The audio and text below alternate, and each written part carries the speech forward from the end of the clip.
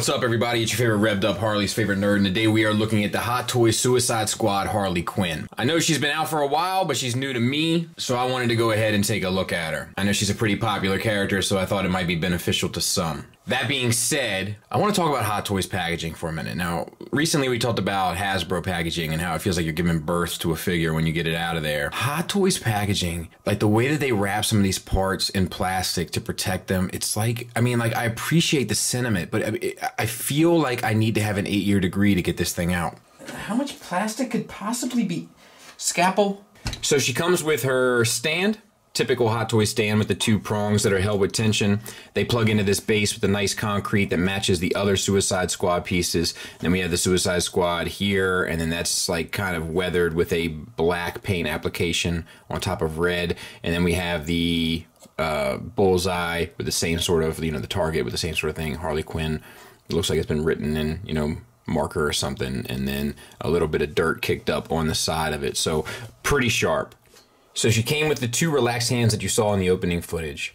She also came with one holding hand at an angle for her right hand, one trigger finger hand for her left and right hand. We'll talk about the detailings when we get to the figure. One holding hand for her left and right hand, and one supporting hand for her left hand. So she comes with a lot of jewelry. She comes with her pudding necklace, or choker, I guess. The buckle is done in a chrome gold, which looks great, sculpted thoroughly, and then the pudding is done in the same gold chrome. She comes with two, these are bracelets, but I think there's a particular type, a name type for this type of a bracelet, with gold metal paint, metallic paint rather, painted on, and that looks superb, with the little spikes and so forth. And then two more bracelets with the yes sir in the gold, and then the purple, and the purple is a metallic and the purple is shaded. So all that is superb. She comes with her purse, which is spectacular, a real metal chain, and then the purse itself, and I haven't checked to see if it opens, but I don't see a hinge. I wonder. It has a chrome finish on it. It doesn't appear to be. And then the detailings and such. So that looks great. And there she is, sort of all dolled up with bracelets and purse and necklace and etc. She comes with this, and I don't it's been a while since I've seen the film. I wasn't crazy about the film, and I don't recall the significance of this, but she comes with it. It's painted and then washed and then dry brushed, and then the steel is painted and washed. So it looks cool. I can't recall the significance of it. She comes with her gun, and it has the love-hate on the revolver, which is nice and gold, and then all the gold. I mean, look at that tiny gold accents up and down the barrel. Just fantastic. And then we have the gold jester on the black pearlescent paint, and the white pearlescent paint, black glossy paint, and then the HQ on there as well. Really nicely done. And then two refills for it with the bullets painted the metallic gold and then the silver paint to the end. I got a little bit of black paint splotched on there. Not the biggest deal in the world, but something to note. And she comes with two of those. She holds the gun just fine, and the revolver, the chamber does spin out.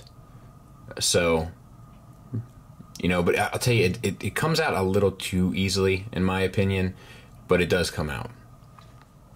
The gun can be stowed in her holster under her jacket, as can her revolver refills. She comes with her bat that has tons of detailings on them. So the wood grain is painted on. It's not washed on. The Goodnight is painted on. All of the writing on the bat is painted on. I still can't make a whole lot of it out. Like, is on there. Laugh to something. I can't make it all out, but it is on there. And then the kind of jester pattern, and then the wrap around the bat is washed, and perhaps even dry brushed, but at least washed. She holds that in the straight holding hand and the angled holding hand. And then lastly, she comes with her jacket. It's mostly a satin material, except for the kind of gold accents and zipper, which does not work as a heads up. You have the J down there with the gold chromed paint. But it looks good, it feels good, and all of the embroidery, I mean, that's all embroidered on the back. Looks great. Property of Joker and all that stuff. Looks fantastic. And it's nice that she comes with it. You know, it wouldn't quite feel complete if she didn't. And real quick, there she is with her jacket on. I think it looks good. And, you know, you can sort it out and clean it up a lot better than what I've done here. But I think it works. I think it has a decent amount of weight to it where it seems very natural. But I'm not sure that ultimately it's going to be what I go with. She also comes with this background diorama cardboard print. It's done nice enough. Welcome to Rotten Daddy's Little Monsters, all this kind of stuff. But I don't know. It's not for me, but she comes with it. For the face comparison, I think it is incredibly spot on. It might be the most accurate one I've seen yet. Jen Erso was real close and was my number one, I think, until this one. This one is undeniable. Now, the hair kind of throws it off a little bit because it has that metallic look to it. That bothers some people, and we'll talk about that when we get to the stylings of this figure. I like it because I think it gives the hair a reflective sheen, which I think is hard to do, especially with plastic hair. So I'm a fan of it, but I know some people feel a way about it. So take that into consideration. Great Googa Mooga. The likeness is incredible. In terms of the full body likeness, once again, I think it's pretty close to being spot on. I can't quite give it the full spot on, and I will tell you why. It is mainly because the shorts. The shorts are the one thing that really looks toyish. It honestly, you know, all cards on the table, it looks dollish. The way the shorts are and the way that the belt fits on the shorts just kind of throws it away. That's my big criticism in terms of likeness compared full body. Now, obviously, at this picture that we're looking at, it's not full body. I think we can all agree the shoes are close enough, but it's really the shorts. It's what seems most unnatural. Now, on top of that, just in terms of body shape, I think the Hot Toys one might be a bit thicker. This was pointed out to me by KJ Sparkles, and I think she's probably 100% correct. I'm not the type of guy that's gonna complain about that, but I have to acknowledge that she may be a little thicker in the Hot Toys than she is in the film representation. Stylings wise and detailings wise, it's pretty amazing. So it has the metallic coat on the hair. People are gonna feel a way about that. It is shaded on top of that. So it does pick up the light and give you those reflective spots in the hair. Some people take issue with that. I totally get it and think that it works. We also had the blue and red added to both sides. Now, the ponytails are also painted blue and red, and they come down to the metallic sheen with the blue faded up, like the turquoise faded up into the hair, and the reddish pinkish color faded up into the hair, which I think looks perfect. The earrings are all painted with that same metallic gold. The makeup is painted. Her skin is pale, but you can see, you know, like the different degrees of skin tone underneath. And her eyes are beautiful, picture perfect. The paint running down the eyes is perfect. The tattoo on the face is perfect. The lips, mouth, all that stuff, like open mouth, so to speak, is very difficult to sculpt, I feel like. And they did a tremendous job there. Like I personally have absolutely really no complaint with the head. Now, the hair is a bit of a bummer because it is articulated, which we will get to, but it's sculpted to sit on her shoulder. So if it's not sitting on her shoulder, it never feels natural. The only way to fix that would have been to do with real hair, and I think we all have mixed feelings on that anyway. So just something to take note of. The skin tone is the same throughout. She does have all the tattoos. Her shirt doesn't really give way a whole lot to take a look at all of them, but like you can see here, you know, she has the Lucky You with the dolphin. She has the Harley Quinn tattoo around her forearm there. On the back, you know, she has the Watching You bit, which we'll try to take a look at. I'm watching. And it has the eyes, and her butt cheeks are all sculpted, if that is important to you. The shirt, I think, is done well. I think the stitching works, which is one of the things I usually take issue with Hot Toy stuff. I feel like the stitching a lot of times looks too big and it throws off the scale of the figure, but I think this one is done extremely well. The the black stitching that connects the two pieces of the top is actual additional thread, so that works. Daddy's Little Monster is printed on, so that works. Underneath, you have the sheen of the bra. That works. I don't think they sculpted like the strap. You know, it's just like sculpted around the breast and on the back, and that's it. But it works, so that's all that matters. You have the leather, like the pleather for the gun holster with the red stitching, and then the gold chrome. That all works extremely well. The pleather here as well really shows through. No issue. No real issue. All of it works extremely well. The belt I do take an issue with, and it's getting the belt to fit right around the shorts. Like, I almost feel like, and I might be able to loosen it up a bit, I almost feel like the belt is a little too tight. I'll mess with it a little later on, because theoretically it should be a working belt. I'll mess with it a little later on to see if I can get it to budge, but it looks to me like it's pinned. It is. So it's not adjustable. And that sucks, because I feel like it's just a little too tight where you can't have it sit at the proper distance on her hips, which ends up throwing off the look of the belt to the shorts, and then the shorts already have issues.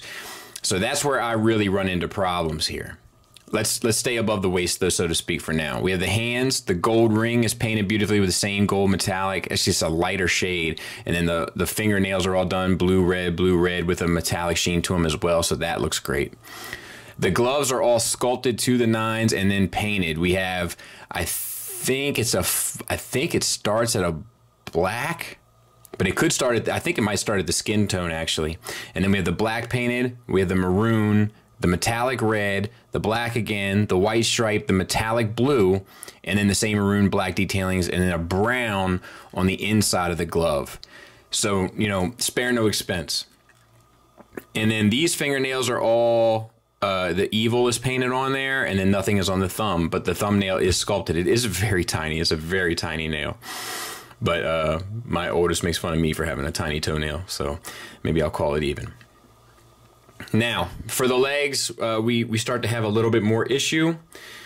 So the shorts are problematic because they just look off. It doesn't look like the right material, and the cut of them doesn't quite work right either, I don't feel. We also have the knee sculpt, which is visible through the fishnet, which surprisingly look good. Now, the fishnet isn't like a clean cut. They're like tiny holes in an overall kind of suit, and it might be just a sheer material, and then the black is actually on top of it. Looks like to me what it is. I think my eyesight is failing me.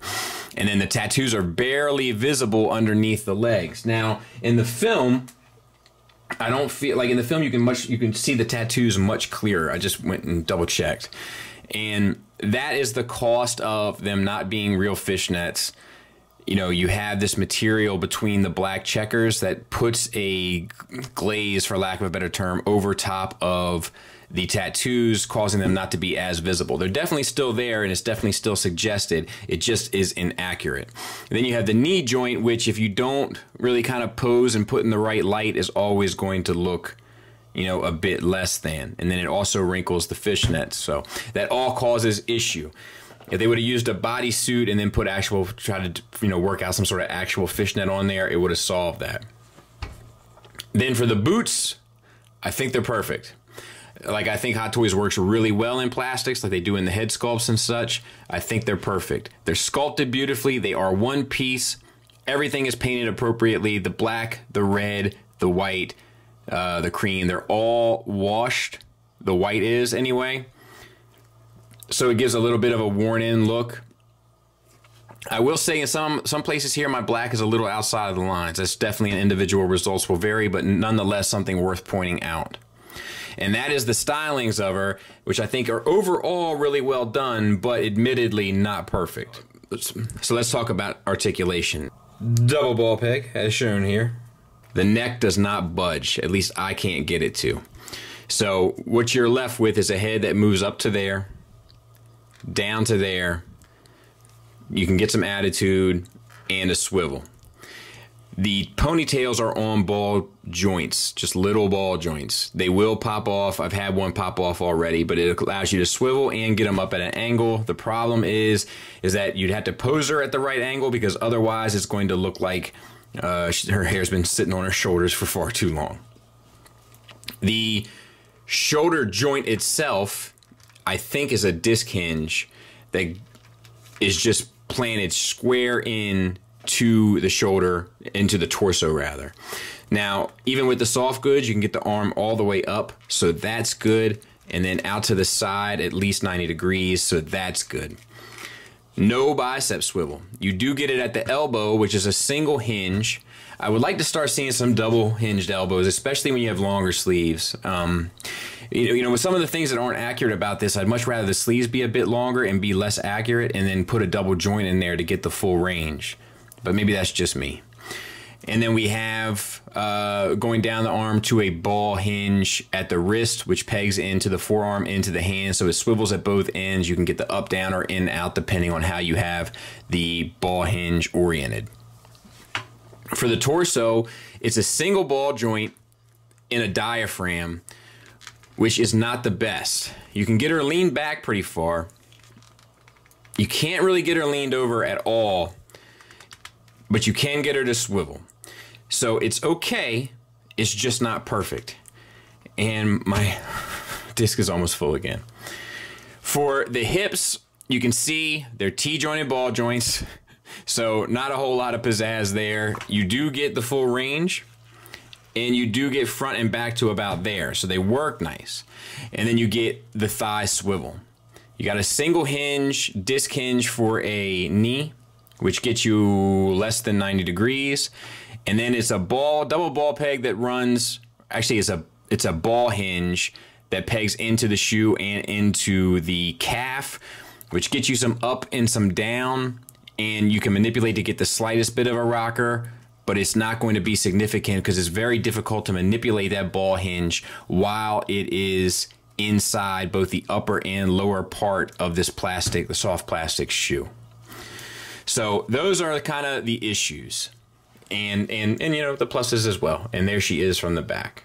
Size comparison wise, there she is with the Tuxedo Joker, and she seems like they're about the same height, which does look good, but she seems to me, I mean, even with him in a tuxedo, she seems a little thicker, like everywhere. And that might be accurate. Alito, I think, is a small guy, but still worth noting.